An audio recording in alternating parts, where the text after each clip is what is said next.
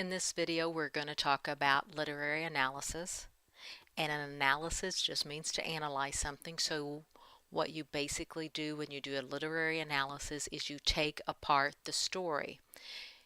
It's like you're doing the opposite of what the author did, is taking the parts and putting it together.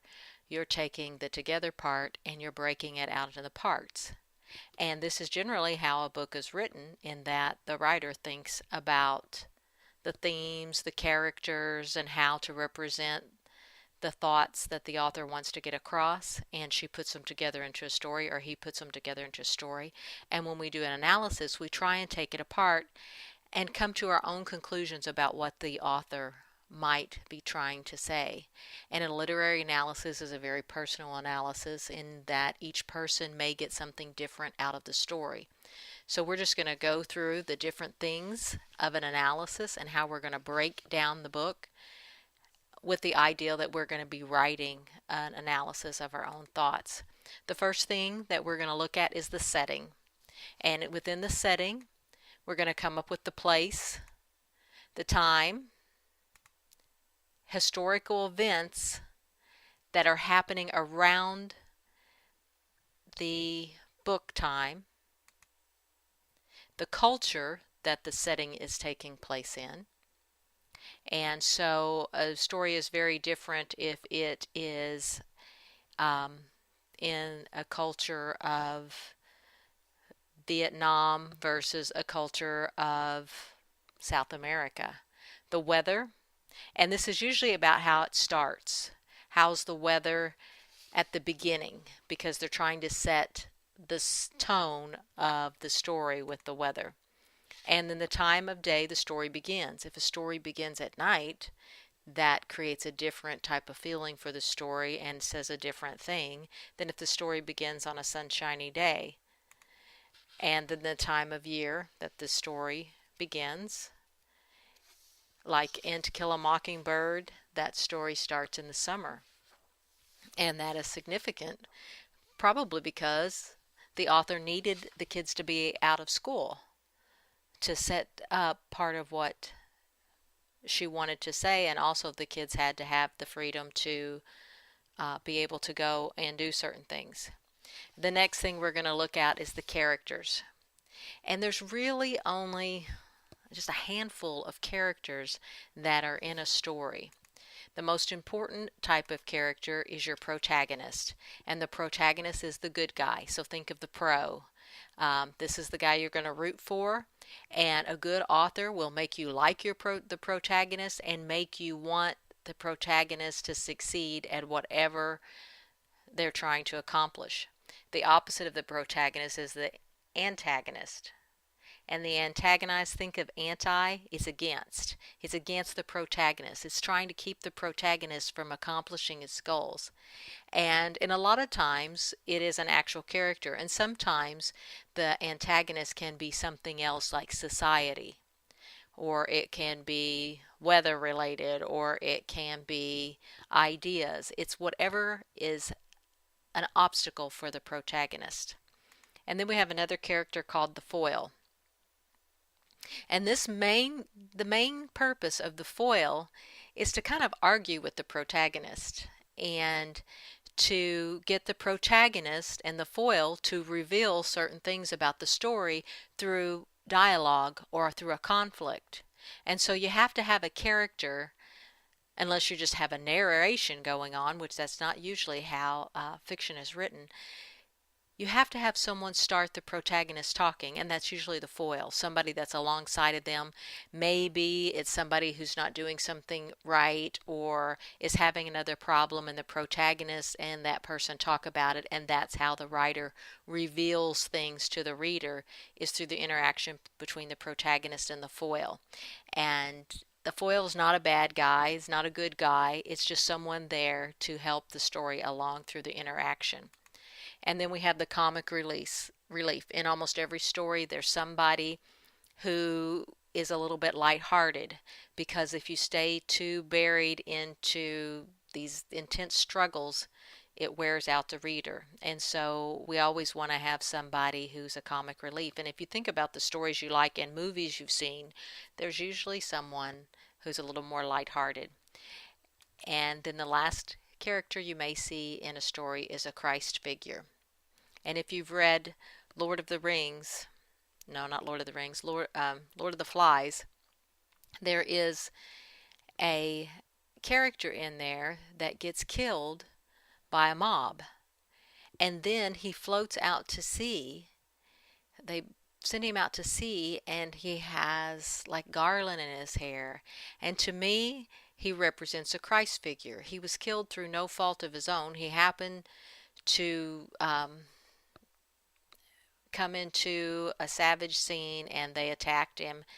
And to me, he's a Christ figure. Now, I'm not sure if that's what all the other people who have analyzed books think, but that's the nice thing about literature. It can say different things to different people. And as you work on writing your literary analysis, what you come up with may be different than what I think, and that's okay as long as you support your opinion. That's fine.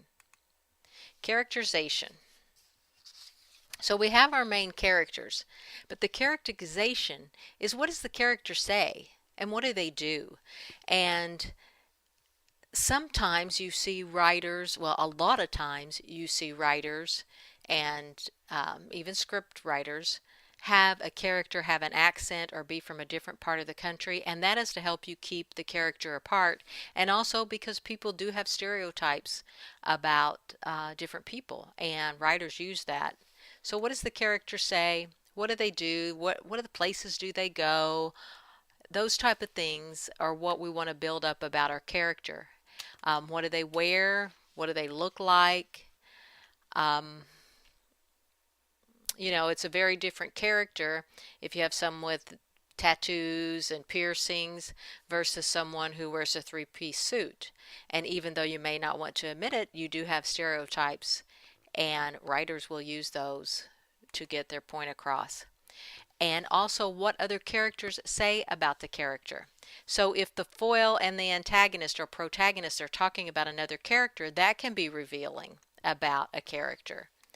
And then how do other characters respond or react to the character? So let's say that you have a guy in a three-piece suit come into a cafe and people start leaving quickly. That's a response of other characters, and then you start wondering, why would they be afraid of someone so well dressed?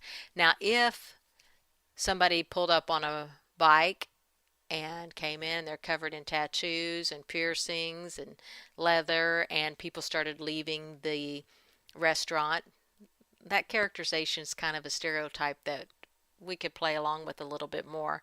But if it was someone in a three-piece suit that got that reaction, a well-dressed person, well-groomed, you would want to know why.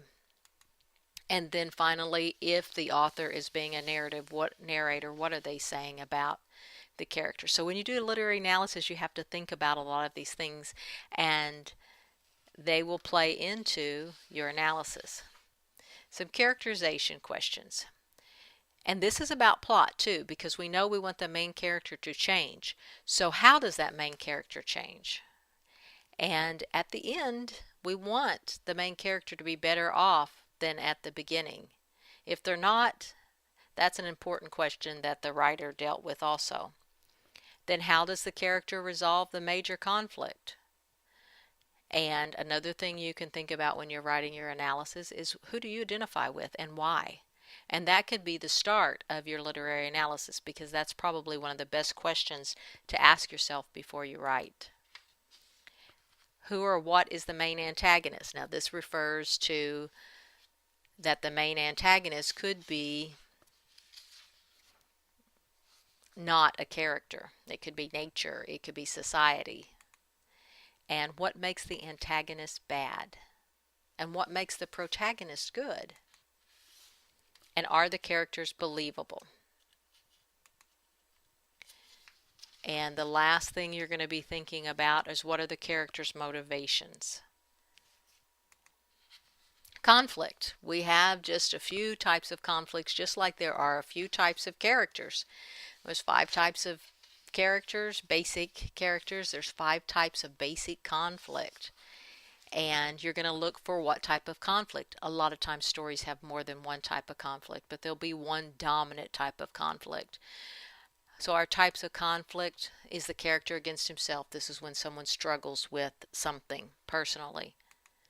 And you'll probably see that in most stories. A character against another character. This is a lot of like Spider-Man. And even in Spider-Man, though, the character has a conflict within himself, whether to reveal himself. Character against society. Character against nature. And then finally the character against God. And so this one goes back to like the Christ-like figure too. So when we do our literary analysis, we're going to be talking about what kind of conflicts do we see in the book. Plot. The plot is basically the events that entangle the character. And we have to have entanglements or crises for the character, or we're not able to reveal anything about the character, because basically our character and characterization are revealed through problems. So our basic plot structure. First, we start out with everything being normal in the story. And if you think about movies you've seen, this is how it starts. A lot of times though, and this seems to be a trend in current movies, it starts out with a crisis.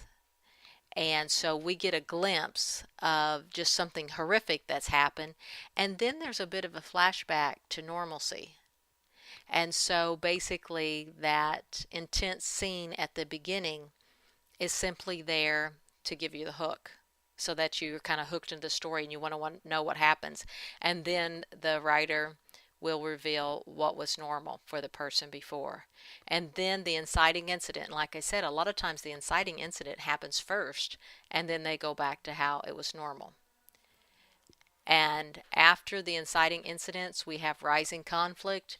It gets worse and worse and worse until the character can't take it anymore, and that's when we have the climax, and a decision must be made by the character, by the main character. At that point, he has to make a decision, and his decision will create a resolution or a fallout if he makes the wrong decision. And hopefully with our resolution, it will get the character back to a new normal, a better normal. That's what we're hoping for, is a better normal. Dialogue. Most fiction is dialogue. And the next time you watch a movie, I want you to just be very aware of the dialogue. I recently was watching a movie. It was called 3 Days to Kill. And I'm going to just kind of keep track of how much dialogue is in this. And there's very little dialogue in that movie. Most of the characterization is revealed through action, and that's what movies are supposed to do, but books do that also. Dialogue has only a few functions. First off, it's not conversation, but it only does three things. It either advances the plot, it reveals character, or it creates tension. And if dialogue doesn't do one of those three, it needs to be taken out of the book or the movie. And so sometimes it seems like people are kind of rude to each other. They come up and they get into this conversation with a stranger that really would have never taken place. And that's why. It's because dialogue's not conversation. It has to advance the plot. It has to have a purpose. The voice. The voice of the writing is just the voice of the author, the narrator. If it's first, second, third person, whether it's a child, an adult. So just be aware of it. It's just one of the things you need to be aware of when you're doing your literary analysis. And then we have themes and symbols. And our themes and symbols, they're like the main idea. You're almost like your thesis statement. Like in To Kill a Mockingbird, and a lot of stories have this. It's good versus evil. And Lord of the Flies, it is about really good versus evil inside of man without rules. And so a lot of themes are very broad. It's a thesis statement. It's the main idea. And with those themes, there's usually symbols. Like in Lord of the Flies, there's a conch shell, and that symbolizes authority. Whoever has it gets to speak. And so that's one way that the author helps the reader understand things, is through themes and symbols. But when you think of a theme, think of a main idea or a thesis statement of a narrative. Oh, here's my questions that I put about it. What is the main idea or emphasis? Symbols have a meaning on its own, has a meaning. Symbols have a meaning on their own, but can take on a different meaning. Okay, text versus context. This is the last thing we're going to talk about when we're talking about our literary analysis. The text is what you're reading. It's the story. The context is the things that are happening around it. The context includes the author's life, the author's influences, current events that were happening when the author wrote the story, historical events that the author knows about, and then your analysis or your interpretation. These are the things I want you to think about as we talk about the book that we're going to analyze. How did you react to the story and why? So after you read it, your story, how did you feel? Did you feel good or bad? Did you have a bad reaction? Did you like it? Did you not like it? And those are the things that are going to help you pick the topic for your analysis. What did you like about it? What do I not like?